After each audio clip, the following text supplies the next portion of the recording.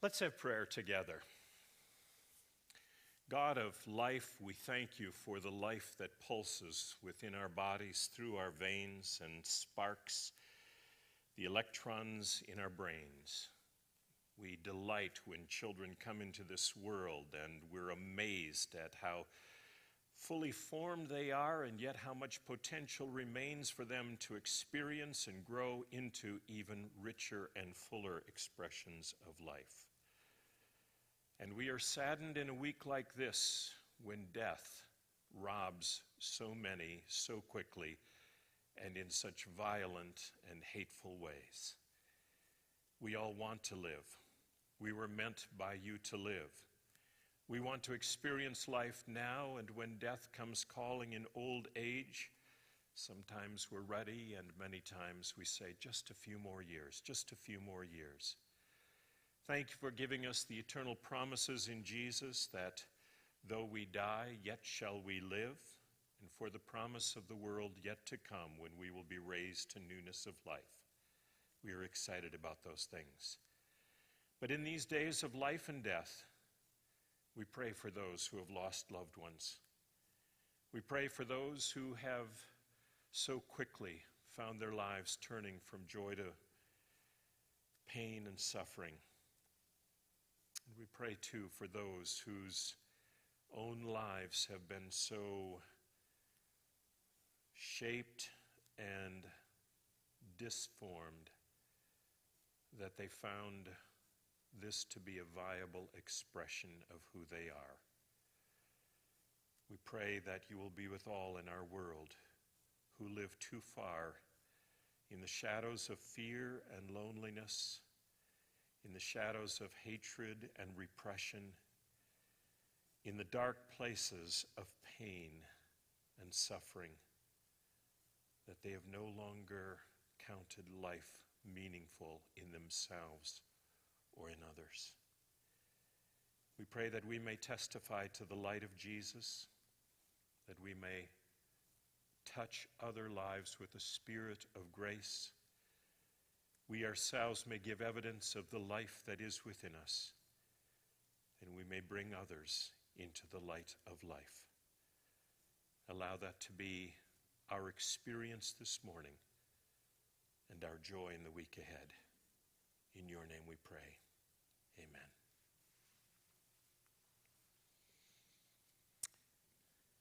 According to the bulletin, the order of service, we are now going to repeat last week's sermon. I think of Juan Carlos Ortiz, the great evangelist from Argentina, who became the Spanish language ambassador out of the Crystal Cathedral for many years. In his book, Disciple, he tells that when he was very young in ministry, he had a congregation and he preached a powerful, powerful sermon. And then the second Sunday, he preached that same sermon again. And the people said, "Hey, wait a minute, why did you do that?" Well, he said, "I didn't see any lives changing. I'll keep preaching the same sermon until you start changing your life." Now, we're going to go to something else this morning, okay? I was thinking as we're approaching in my teaching at Hope College and Western Seminary, I was thinking that we're moving quickly toward the next major break, which is Thanksgiving. And one of the classes I teach is a first-year seminar, and students are kind of walking their way through the semester for the first time, trying to figure out all the things they need to do. And they're anticipating very much the coming of Thanksgiving break. One family that I heard about a couple had one daughter, and they sent her off to college. And they were very possessive of her, but they wanted to release her and to have her start, afresh in her own situation. But Mom and Dad both said to her before she left home, "Now we're sending you to college and we're paying a lot of money for this and we're expecting great things. So make sure you earn your degree and don't get involved with anybody too soon, okay? Don't get married while you're at college." Well, wouldn't you know it, by the time several weeks had passed, her text messages and her emails were starting to talk about this one particular male person. And they were getting a little nervous. And within several weeks further, By the end or by the middle of October, she was beginning to talk about how much she was enjoying dating this person. By the middle of November, she was asking whether she could bring him home with her at Thanksgiving time. This is their first year, and they were talking about marriage. This did not make her parents pleased. So when she and he drove to their house at Thanksgiving break, parents had a plan. Mom was going to take her off into this part of the house and talk about things and school and stuff like that. Dad was going to quickly take him off to this part of the house and talk quickly with him about things and who he was. And he started asking questions like, "So, you love my daughter?" "Yes, sir, I love her very much." "So what kind of plans do you have in mind?" "Oh, I think maybe we'll get married, but I don't know. The Lord will provide." "So do you even talk about your career? Do you know what you're going into?" "No," he said, "I'm not certain yet what my major will be. I've thought about full-time gospel ministry, but I'm not certain. But the Lord will direct and the Lord will provide." "Well, how do you think you might support a family, my daughter, should this go through?" We haven't really talked about that yet, but I'm certain that the Lord will provide." That night, Mom and Dad are comparing notes before bed, and she says to him, "So how was it talking with him? What do you think about him?" He said, "I've got very mixed feelings about him. On the one hand, I think he is a shiftless louse and no good at all for our good daughter. On the other hand, I can't help but admire him because I think he thinks I'm God." Yes, indeed, the Lord will provide. Well, I have that in mind when I think of the book of Esther, okay? Mixed signals, mixed messages. We like the book of Esther, don't we? I'm not going to read the whole book of Esther. I asked you this past week to read the book of Esther, and I hope that you've done that. We looked at the whole book of Ruth last week, but I'd like to look at the whole book of Esther this morning. So if you haven't read it yet, make sure you do this afternoon. Let me just do a little recap of what's going on. We have King Ahasuerus. That's the Hebrew way of talking about King Xerxes. Now, if you want to get a picture of King Xerxes, there was a movie that came out some years ago. It was called The 300. I don't know, some of you might remember that one. The 300 was all about King Leonidas of the Spartans, who stood his ground with his Greek people at the Battle of Thermopylae. And who was the advancer, the invader? Well, it was the Persians, under whose direction? Xerxes. And they made some really strange and kind of animal-like caricatures of this King Xerxes. That's the guy who's here. He's celebrating a party. It's a defeat party. Yay, we lost. Let's celebrate for a half a year. Why would he do such a thing?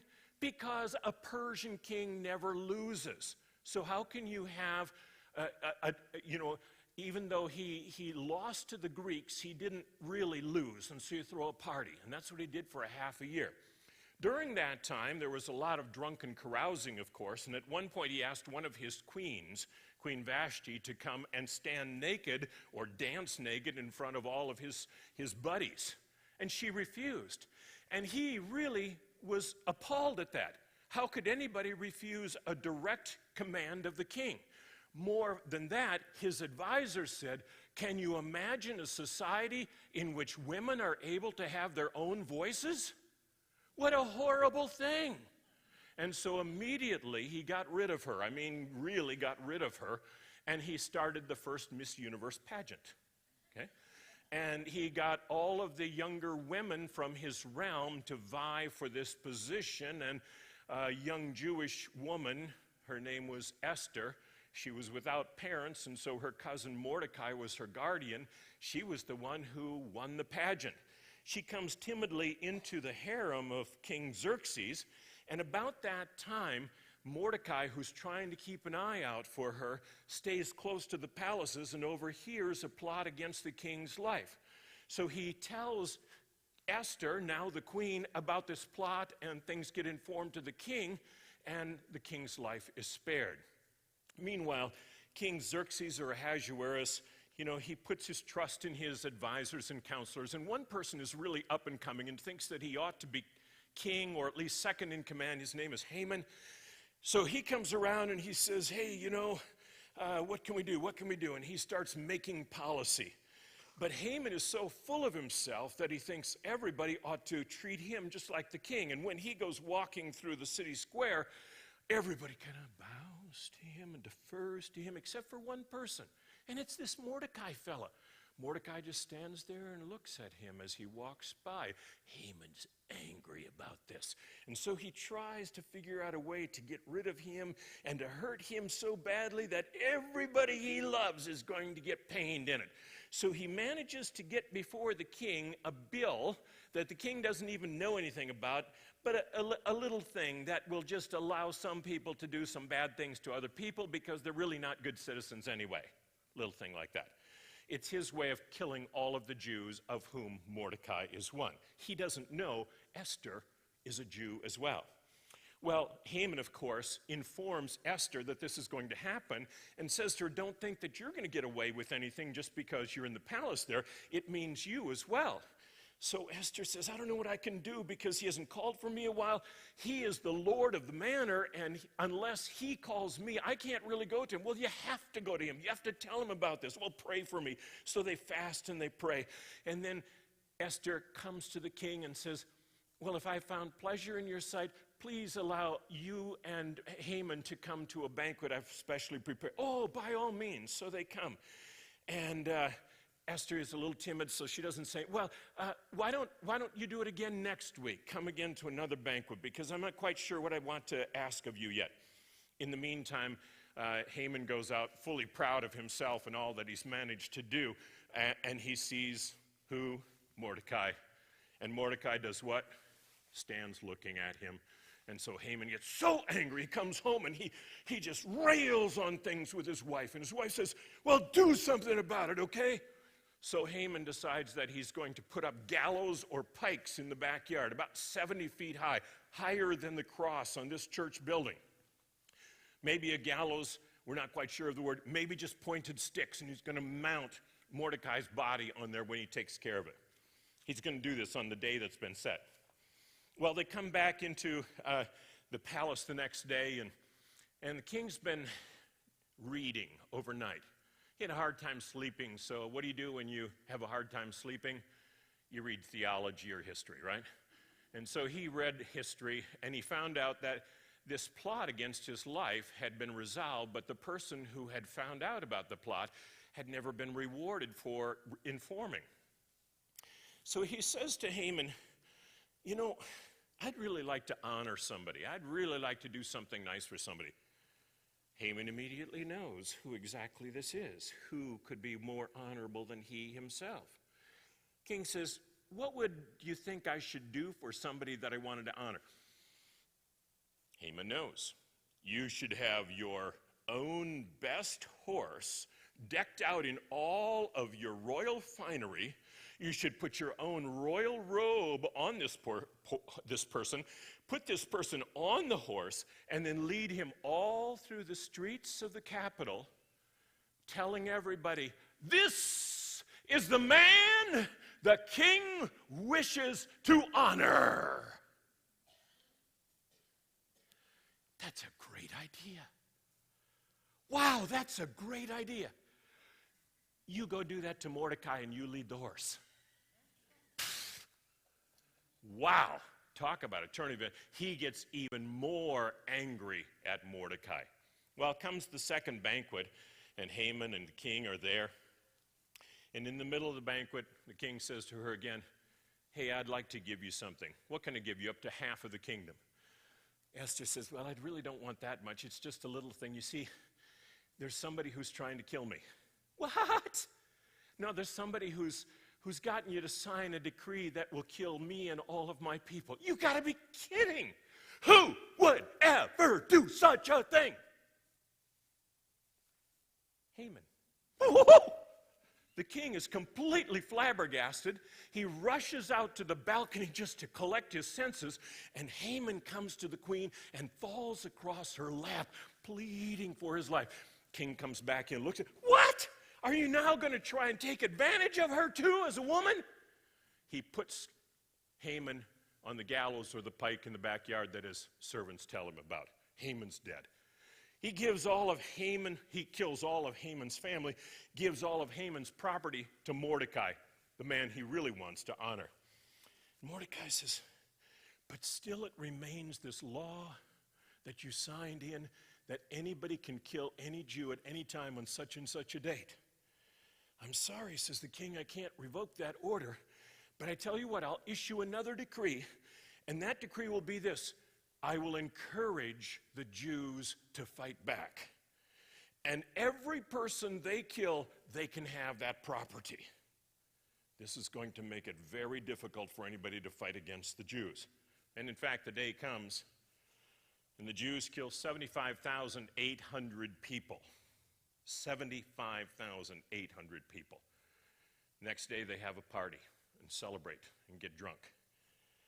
And then King Xerxes says, boy, I need somebody to run my countries, and Haman's not around. How about you, Mordecai? So Mordecai becomes the second to the king. He does what's right, and they all live happily ever after. What a great story. Question is, why is this story in the Bible? And there are good reasons why people have said it really probably shouldn't be in the Bible. For one thing, and here's the big thing, and I challenge you to do this when you're reading. Read the story. God is never mentioned in the entire book. What? You can have a book in the Bible and God is never I tell you, this is it. This is the book in the Bible where God is absolutely never mentioned. Another thing, these people who are the main actors, main characters in the story, they don't seem to be too godlike. Yeah, maybe Esther a little bit, but Xerxes or Ahasuerus is certainly a villain. And if you want to read more about him, read the histories of Herodotus, one of the great and first Greek historians. He'll tell you things about Xerxes that will make your blood boil and your ears turn red. Xerxes was the kind of guy who, when his friend came to him and said, hey, pal, you know, I just have one son, and I was hoping that maybe he could stay on the farm with me and he wouldn't have to go to war and maybe get killed. This is Xerxes' best friend. What does Xerxes do? He orders that boy to come, has him hacked in two, and takes the two halves and puts them on either side of the parade ground where his armies are doing their exercises, just to remind them nobody gets off easy. When he's crossing the Hellespont with his armies later on trying to invade Greece, he builds a pontoon. His engineers build a pontoon bridge. They take old boats and ships and they cut them down a little bit and they tie them together and they put planks across so that eventually this will be a pontoon bridge. But the waves and the storms come up and they destroy the pontoon bridge. And so what Xerxes does is he has his engineers or his generals take long bullwhips and beat the waves until they subside. And then he has chains put around the necks of his engineers who ordered the building of the pontoon bridge and has them sink beneath the waves. Nice guy. This is who Xerxes is. Historians say petulant, childish, never grows up, too full of himself, all those kinds of things. But let's not forget others in the story. Yeah, Haman is a villain, but Mordecai. What does Mordecai mean? Mordecai's name, get this, means Marduk's man. Who's Marduk? The god of the Babylonians. The god that the Babylonians thought was the one who created the human race and established Babylon as the center of that. In fact, when Nebuchadnezzar built and rebuilt and then rebuilt Babylon, every mud brick in the city was stamped with a prayer of thanks to the god Marduk. And here, one of the heroes of the story is Marduk's man. That doesn't seem quite right. Even Esther sounds an awful lot like Ister, the the Eastern goddess of fertility. And the book itself, what are the outcomes? Well, vengeance is good, kill your enemies and have a drunken party. That doesn't seem to be the way that resonates with the rest of the Bible or the way of God. And so people have said for ages that maybe this book doesn't belong in the Bible. After the temple was destroyed in 70 A.D., Pharisaic rabbis got together and said, now what do we do that the temple is gone and the sacrifices can't happen? And so they said, we have to read the scriptures, Well, the law and the prophets were already solid scripture collections. We hear Jesus referring to the law and the prophets, the law and the prophets. But there was this other larger group of literature, including the Psalms and a bunch of other books that had not yet been narrowed and shaped to call it the writings. And they chose to do that, and they asked for a while whether some books in particular ought to be in there. And one that they had a hard time with was the book of Esther. Even as late as the Reformation, we just talked about Martin Luther. When Martin Luther translated the Bible into the German language, he debated whether Esther should be included. And in fact, he thought it shouldn't be included and placed Esther in an entirely different spot at the end of the Old Testament just to make clear that this was not really a book that ought to be in the Bible. Of course, there's the other side of the picture, and that's why Zondervan and other companies still have Esther in our Bibles. Look, even though these lead characters aren't perhaps the ones you'd want for neighbors, God can use anyone, can't God? And even though Mordecai may have a name that you wouldn't want him to have, didn't his parents give him that? That doesn't make him confined to the name that they gave him. And Esther, isn't that really at heart the Hebrew word for star? And her Hebrew way of saying it is like the myrtle branch which was used in the cleansing ceremonies of the temple. So much so that if you make a trip to Israel today and something happens to you and you fall ill and you're taken to the hospital, what's the name of the hospital? Hadassah Hospital, which is Esther's name in the Hebrew language, a name for healing. And then, yes, even though God's name isn't mentioned, isn't it true that there's a clear sense of God's providential care behind the scenes? I mean, things don't just happen willy-nilly or bad things continue on. There's some kind of direction that leads to a resolution that brings hope and peace once again. And that's all true. And even Martin Luther wasn't able to get it out of the Bible. But here's the thing. So much of our reflection on the book of Esther is the fact that it's a really good story and that maybe Esther is the one person, at least in the story, that we ought to emulate, that we ought to be like. In 1927, there may be some of you who remember that good year. I don't. In 1927, Harry and Gertrude knew that they were going to have twins. And they gave birth to two little girls in tiny Princeburg, Minnesota, population 120 people.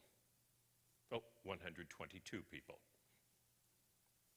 And when these little girls were born, they named the firstborn by seconds Eva, after the mother of all living. And they named the second one by seconds Esther, the one who saves the people of God. My mom, who died 2 years ago, was Eva. My aunt, who died just before her, was Esther. Think about that. Parents giving birth to little girls. What more blessed and powerful name than could you give to one than the name Esther, may she grow to be like Esther. And we long for that, and we hope for that, and we think about that. Here is someone to admire. But let me step back from the story a little bit and tell you something that we don't often think about in relation to this book or its history. There's another book in our Bibles which is very close to us, close to it, in proximity in our Bibles. Ezra. Ezra, Nehemiah, Esther. Okay? These three books all talk about times, the same basic period of time. And we know that Ezra and Nehemiah talk about great leaders among the Jews who bring hundreds, if not thousands of Jews back to Jerusalem to live there and to rebuild the civilization and to plant the vineyards and the farms and the societies that will eventually lead to the birth of Jesus, the Messiah. But there's a little part of Ezra that isn't about Ezra. The first 6 chapters of the book of Ezra are about the first coming of Jews back to Jerusalem after the Babylonians had stolen them away and destroyed the city of Jerusalem. That happened in 586 BC, that destruction of Jerusalem and the temple. And a remnant was carried away from the city to be displayed in the cultural zoo of Babylon. Oh, you want to know what a Jew looks like? This is what a Jew looks like. Aren't they fascinating people? Oh, look at that. But when the Babylonians themselves were overrun by the Persians, it was Cyrus the Great of Persia, by the inspiration of the God of heaven and earth, we're told, who said, "Send my people home. Send my people home." And the first 6 chapters of Ezra are about that first wave of Jews coming back from Babylon to be reestablished in Jerusalem and Judah, or Judea. Their leaders were Zerubbabel and Shealtiel and Jeshua the high priest. And the first 6 chapters of Ezra talk about them, how with great faith and great courage and a very difficult journey, they came and reestablished themselves in Jerusalem. They saw the city destroyed. They saw every stone turned against one another. They saw the temple, the beautiful temple of Solomon, in ruins. And the first thing they did when they got back there in 517 BC, that's how we tell the time, 517 BC, was that they put together the stones that would form the altar of burnt offering, so that every evening and every morning they could renew the sacrifices to God and reconnect themselves with the God of heaven and earth. But it was tough going. There weren't enough people. There were enemies around who kept attacking them. There were even political actions against them that stopped the work on the temple for 10 years, from 530 to 520. Things were shut down in the temple. Then they got the go-ahead again. Haggai, Zechariah, a couple of prophets there at that time. I was just telling my students in one of my classes this past week about Haggai. Should I or shouldn't I?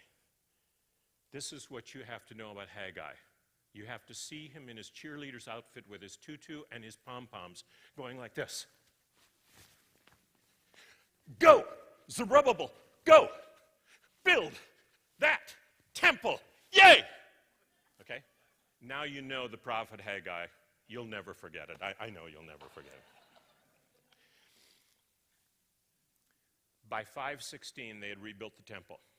Now, 516, 516, 516, 516. Keep that date in mind. Now let's go back to Greece and Persia and all those places. Xerxes' dad was named Darius. And when people in the western edge of his grand empire failed to pay him the tribute that he thought he had coming, because they lived in what we now call Western Turkey, and they thought of themselves as Greeks, They sent their grain to Greece. They did business with Greece. They thought of themselves as Greece because their ancestors had come from Greece. King Darius said, I got to go teach them a lesson.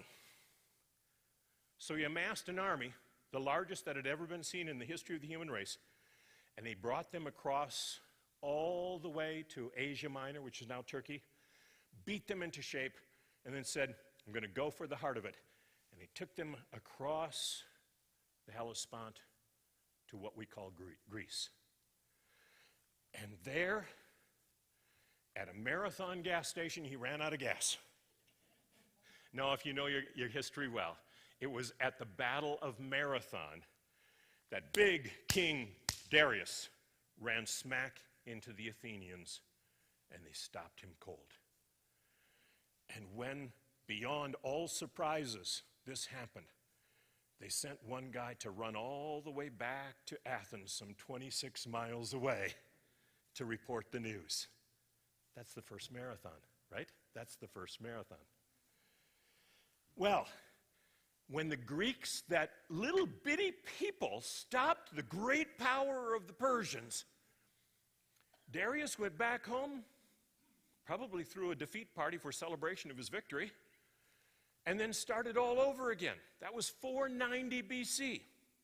Remember, 516, the temple is built. 490, a little while after that, Darius starts all over again. And he starts making his next even greater army, and then he dies. And that's when Xerxes gets into the picture. Because Xerxes is the son of his father, and Xerxes says, my turn. And those who report the army of Xerxes from 480, 490, 480, the second major Persian onslaught, they say that standing at one place by one tree, the army of Xerxes passed by continuously day and night for 7 days. That's a mammoth army. And that army came and was stopped at Thermopylae by Leonidas and the 300 Greeks, came into Athens, which had had enough time to evacuate. They burned the city but didn't get the people. And then the Greeks taunted their fleet into Salamis Bay and defeated the great Persian military machine. And there goes Xerxes, like his dad, crawling back home in defeat to throw his half-year-long victory, defeat, celebration party, which is where the book of Esther opens. Now, think about it. 516, we have the restoration of the temple, the second temple of the Jews, which will be the temple that will be in existence at the time of Jesus. But only a few Jews are there. Esther and Mordecai are not. Nor are hundreds of thousands of other Jews who are living over in Babylon and Persia who said, we hear the call to go home, but we decided it was too much bother, so we stayed here. Our families are here, our businesses are here. We named our kids after the gods of these peoples. You see what's going on? Part of what we have to understand in the book of Esther is that, at least in part, it seems to be a word of judgment against God's people who are in the wrong place at the wrong time for the wrong reasons, doing the wrong things. That Esther and Mordecai, when the call came from Yahweh through Cyrus to go home, they should have gone home. But things were too good where they were at. And so they just stayed on. And they would eventually be in danger of being extinguished by the very forces of the society in which they live when people like Haman said, let's kill the Jews. I think of the way that a college professor that I knew once talked about it. He said,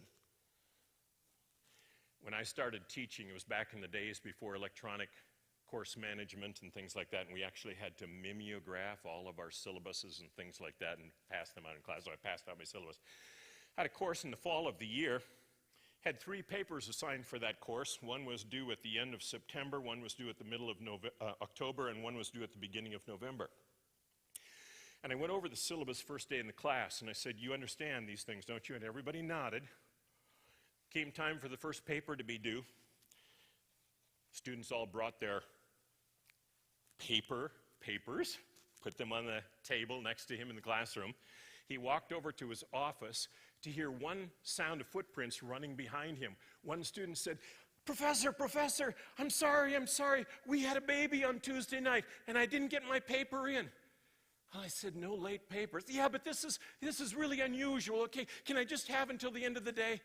Professor said, oh, okay, take till the end of the day. Congratulations on your baby, but get your paper in. So the guy got his paper in. Now it's mid-October, and the papers are there once again. He takes them back to his office, and there are 3 guys standing there, including the one who didn't get his paper in on time before.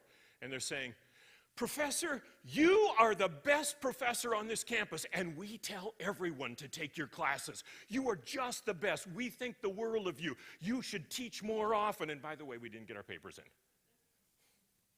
And the stories come. Could you just let us go until tomorrow? Against his better judgment, he does that. And now it's early November, and the 3rd set of papers are due. And there's a veritable chorus outside of his office door. 13 students, including the ones before who hadn't turned their papers in.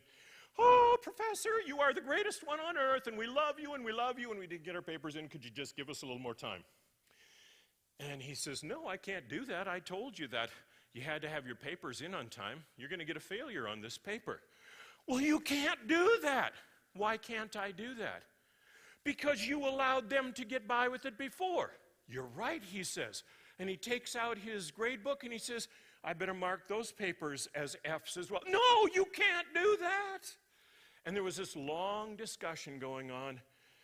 And the professor says, in the words of Henry Higgins from My Fair Lady, to paraphrase a bit, they'd grown accustomed to my grace.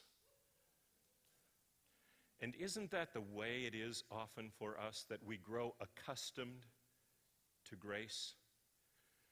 You know, it's very likely that there's going to be a Monday tomorrow, isn't it? And it's very likely that there will be a Sunday next week. And it's very likely that life will go on. And in our recognition that God holds all things together, we sometimes forget that maybe we ought to live in harmony with that. And it slips a little at first, and then it slips a little this way, and then it slips a little that way. And the next thing you know, we grow accustomed to God's grace, and we forget who we are, and whose we are, and why we are. There's a word of judgment in this particular book that may speak against that. But there's also a word of grace, isn't there? A wonderful word of grace that even though Esther and Mordecai may not be in the right place at the right time, doing the right things for the right reasons, they still can be used by God. And this whole thing will turn toward God's ends because God still remains in charge of all things. Anne Sexton, one of our great American poets, her last volume of poetry, she calls it The Awful Rowing Toward God. And every poem in that volume is a poem about the work of life as if one is in a rowboat on a river that has currents that try to take one downstream, and one knows one has to go upstream. And she talks about the calluses on blisters and the blisters on calluses that she gets as he tries to do the right things in life, sometimes flowing with the current and sometimes struggling against it. The last poem in that volume is called The Rowing Endeth. And in it, she imagines herself having, through her life, rowed her boat of life uphill, upstream, until she came at last to the island called God. You know, she's made it. And the dock on that island is in the shape of a fish. And she gets to the dock, and she docks her boat, and she looks at her hands, calluses on blisters, blisters on calluses. And she gets on there, and God greets her. God comes out to meet her. It's the end of her life, and it's a wonderful thing. And the first thing that God wants to do is he wants to play a game. He wants to play cards. He wants to play poker. Wow, what a thing for God. So they sit down there in the dock and they play cards. And God deals the cards, and she looks at her cards. She's got a straight royal flush. She's got a winning hand. She's playing cards with God. She wins. She throws down her winning hand, and God throws down 5 aces. What? And what Anne says about that, and then the laughter flowed or rolled out of God's mouth, and rolled and rolled and rolled to fill creation. And Anne's little picture is just a thing of our lives. We struggle, we try to go the right direction and do the right thing. Even Esther and Mordecai in their situation tried to do the right thing. And thank God that when we fail and when we succeed, and when we succeed and when we fail, still God remains the one in control. And the play is His, and the life is God's. And we will come to that place not by our own calluses on blisters and blisters on calluses, but by the grace of God, which sustains us. A strong word of grace in all of this, and that's why we want to be like Esther. But there's one more thing here. And I think right after this happens, here's where we get to the rest of Ezra and Nehemiah. Those first 6 chapters of Ezra are not about Ezra. They're about the first stragglers who got back and tried to raise that piddly little temple. And then things stagnated. And then the Hamans of this world tried to wipe them out too, and would have done so. But almost immediately after this powerful story, Ezra comes back, and Nehemiah comes back, and the crowds come back, and the temple is rebuilt in a way that's magnificent, and the city is rebuilt, and the people of God are reestablished in their rightful place for their rightful witness. You know Alan Paton, he wrote Cry the Beloved Country in South Africa, to think about the pressures of apartheid and the terrors of society. He has another novel that's called But Your Land is Beautiful. And in that novel, he has a fellow who's the head of a secondary school, a high school, not a political animal. But as these laws of apartheid come down, he realizes that he can't institute these things that separate his teachers from one another and his students from one another. And so he refuses to put them in place, and he's arrested. He's placed under house arrest until the government can figure out what to do with him. He's separated from his family, from his friends.